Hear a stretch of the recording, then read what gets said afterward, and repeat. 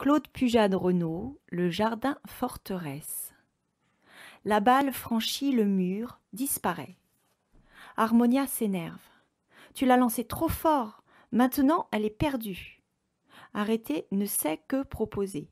Les deux amis restent bras ballants, désemparés. Une longue muraille entoure le jardin. Au-delà, les écuries et les casernes où elles n'ont pas accès.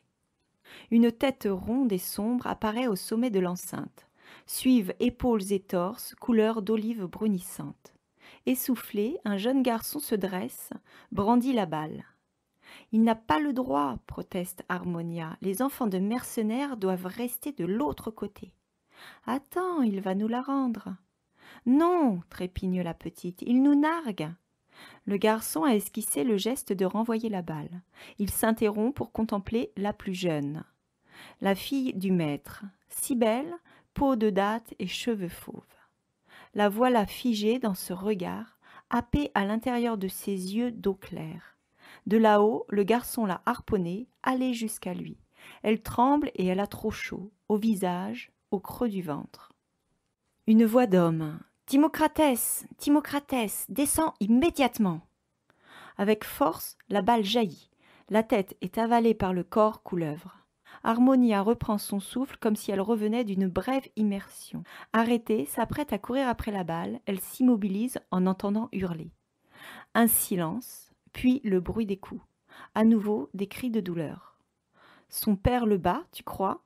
murmure Arrêtée. La petite ne répond pas. Elle se réjouit que le garçon soit puni et elle en souffre. Un regard peut-il ainsi mordre et brûler? La balle a giclé par-dessus les deux filles. Elle descend quelques marches en tapotant, continue le long d'une allée bordée de lauriers et vient buter contre les pieds d'un homme qui se promène à pas lents. Il sursaute, ramasse la balle et l'examine, puis s'approche.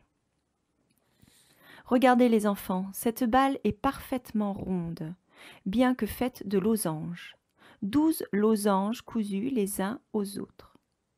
Et alors, rétorque Arrêtée, à qui son père Aristippe de Cyrène donne des leçons quotidiennes de grammaire et de géométrie.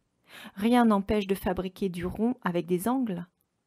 L'homme sourit, lui tend la balle et s'éloigne dans l'allée de laurier. Harmonia attend qu'il ait tourné l'angle tout au fond.